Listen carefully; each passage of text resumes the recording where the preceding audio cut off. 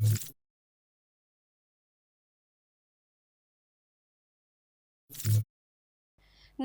હું છું પ્રિયા અને તમે જોઈ રહ્યા છો જનતા કી જાણકારી ન્યૂઝ। નજર કરીએ આજના સમાચારો। બગસરા શહેરમાં હોમગાર્ડ જવાનો વય મર્યાદા થતા નિવૃત્ત વિદાય સમારંભ સાથે સ્નેહમિલન સમારંભનું આયોજન કરાયું।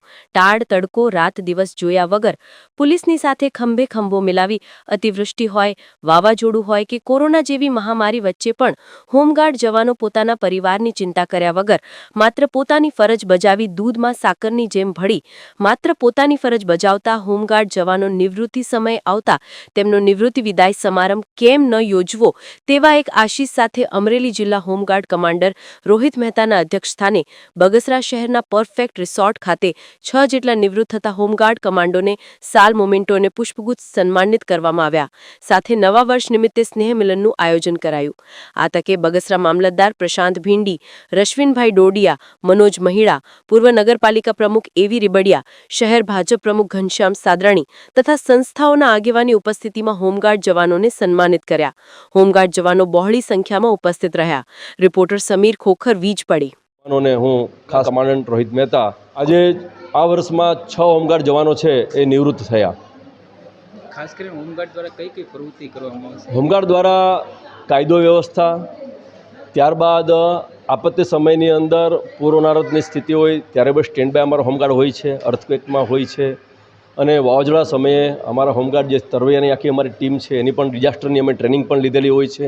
સેલ્ફ ડિફેન્સની ટીમ અમારી પાસે તૈનાત છે। હોમગાર્ડ જવાનો છે એ હથિયારધારી પણ હોય છે। આ બધી ટ્રેનિંગ લીધેલા હોમગાર્ડ જે છે એ દિવસને રાત આવી બધી ફરજો વીઆઈપી બંદોબસ્ત અને પોલીસ બેડાની સાથે ખભે ખભો મિલાવીને અને રાત દિવસે એ ડ્યુટી બજાવે છે। મારું નામ બોરીચા પ્રફુલભાઈ રાજાભાઈ। મેં 32 વર્ષ નોકરી કરેલ છે હોમગાર્ડની અંદર અને અત્યારે નિવૃત્ત થયેલો છું। અને હોમગાર્ડની અંદર જ્યારે મને 22 રૂપિયા આપતા ને ત્યારનું અત્યારે છું, અત્યારે 454 રૂપિયા આપવામાં આવે છે। અને હોમગાર્ડની અંદર અનેક પૂર હોનારત છે, ભૂકંપના આવ્યું ત્યારે છે, તો એ બહારના વાવાઝોડું હોય, આ તે હોય, જિલ્લાના કોઈ પણ હુકમ આવે, ગણપતિ વિસર્જન, કોઈ રથયાત્રા છે, કોઈ પણ જાતના બંદોબસ્તની હુકમ આવે એટલે અમે હુકમ ફરજ બજાવવા જતા હતા બધી જગ્યાએ અને બધી નોકરી કરેલી છે। બગસરા ખૂણે ખાસ કે બધી જગ્યાએ અમે નોકરી કરેલી છે અને તમામ જગ્યાએ તમામ લોકો સાથે મળી અને તમામ લોકોની હારે રહી અને બગસરાનું કોઈ પણ જાતનું નુકસાન ન થાય એ રીતનું અમે નોકરી કરેલી છે અને કાયદો અને વ્યવસ્થામાં સંપૂર્ણ જવાબદારી નિભાવેલી છે।